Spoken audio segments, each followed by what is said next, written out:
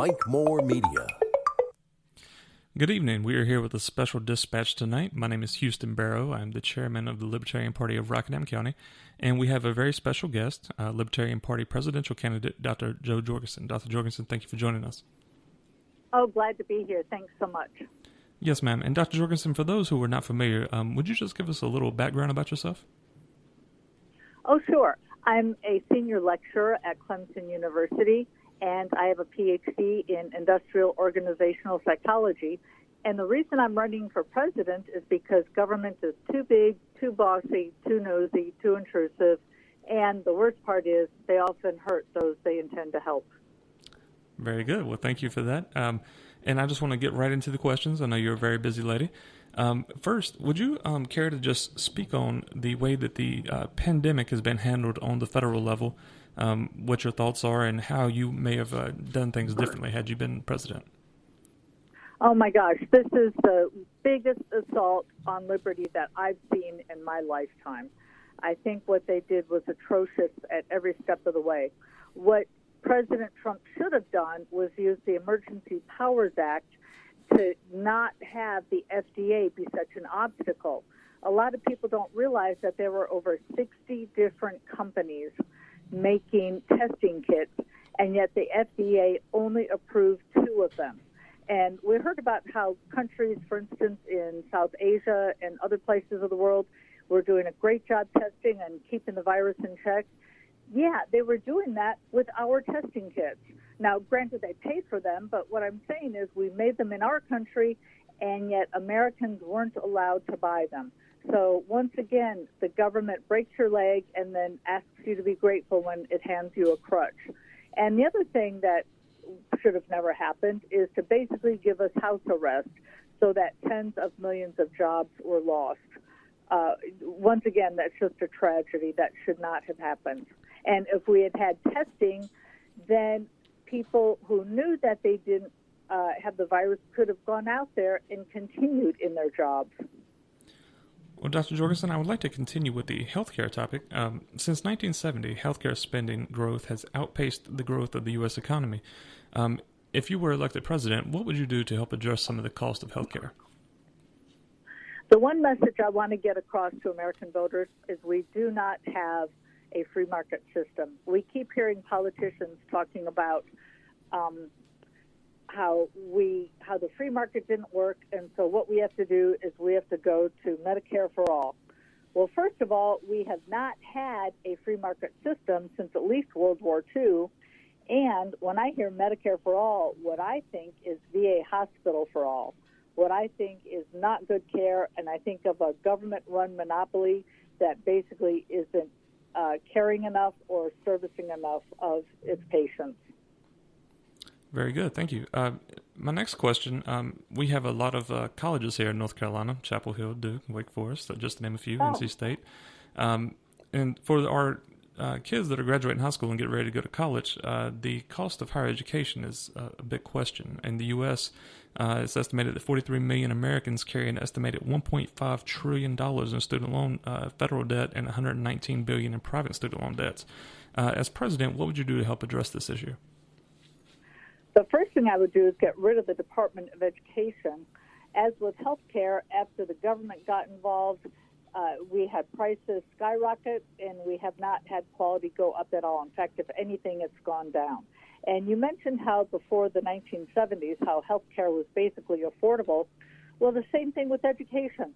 Before the government came in with the backed loans, school was affordable for most people. And you could get a degree while working part-time. Now, if we look at it, it sounds like a good idea to hand out all this money and tell people, don't worry, you can just get a loan to pay for it.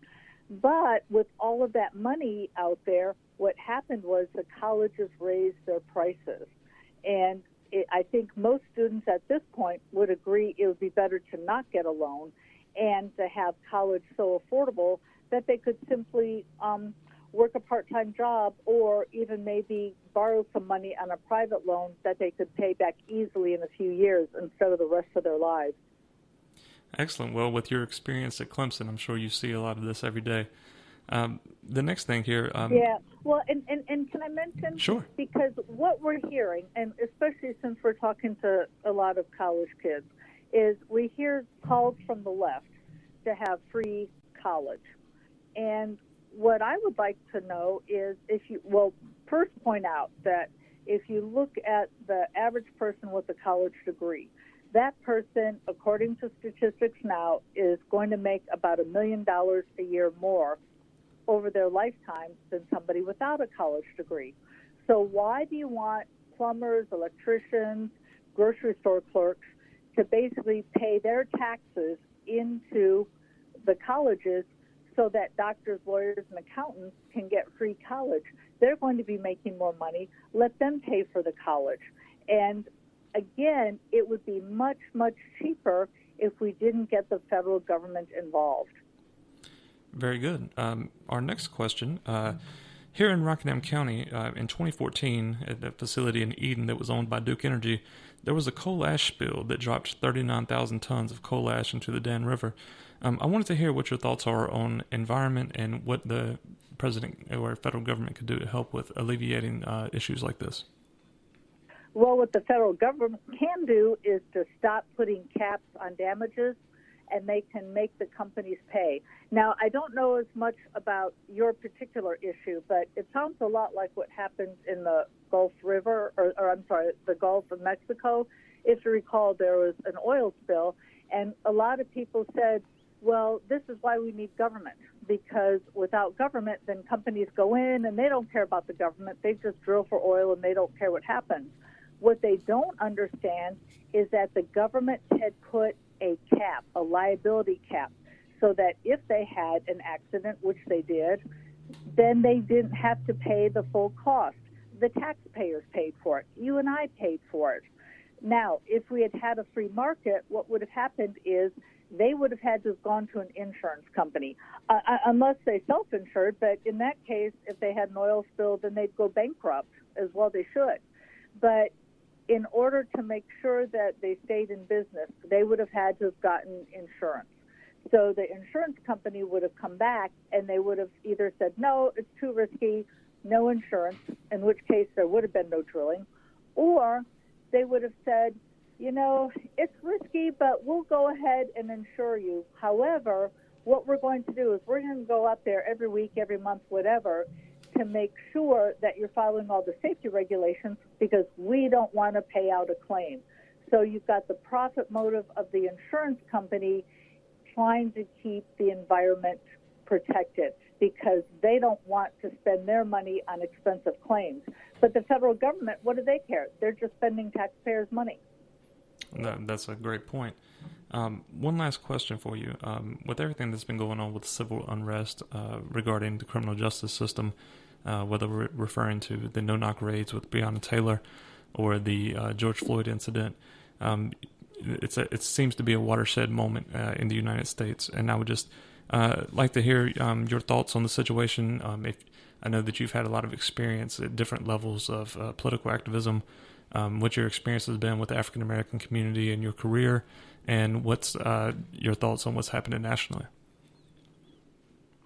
Well, again, of course, I teach at Clemson University. We get all races, creeds, color, everything. And I would like to mention that I did go to the George Floyd Memorial over Juneteenth, and I was the only presidential candidate who was there. And once again, I point to the federal government. Crime is a local issue. Whether you get assaulted, mugged, robbed, whatever, that's a local issue that the federal government does not need to get involved in. So let the local police handle that. Now, what's happened is we've had the federal government basically militarize these local police departments. They've given police departments tanks, grenade launchers, free training, extra money for other equipment. So now the local police, instead of having the serve and protect attitude like you see on the cop cars, now you see them trained like soldiers. So it's us versus them. And I don't want to see America at war with other countries around the world, and I certainly don't want to see America at war with its own citizens. And that's partly what we've seen. And I'd like to last mention that if you look at many of the laws there is systemic racism. Just to give you an example, if you look at drug laws, and I would end the drug war. I want to have a peace, call a peace war here, peace on drugs, a drug peace, not a drug war. And what we see is that it hurts again the African American communities more than the other communities. They're patrolled more often, and even the prison sentences are higher, or longer rather, for drugs in which people of color use as opposed to drugs that whites use. Well, Dr. Jorgensen, thank you so much for your time. Would you like to just close by just saying a few words and give people information on how they can find out more about you? Well, let me add one other issue, which is what I would like to do is bring our troops home, turn America into one giant Switzerland, armed and neutral. We don't need to be all around the world being the world's policemen. And I think it's tragic what the Democratic Party did to Tulsi Gabbard, shutting her up. And if you are interested in peace, if you are against war, and if you like the other ideas I've mentioned, I'd like you to go to joj2020.com and check me out. Again, it's joj2020.com. Thanks. Dr. Jorgensen, thank you again so much for your time. It was a pleasure. Oh, sure. Thank you. And for anyone out there who's locally interested in finding out what the Libertarian Party of Rockingham County has going on, please check us out on Facebook at facebook.com/RockLPNC. Again, this is Houston Barrow, Chairman of the Libertarian Party of Rockingham County, signing off.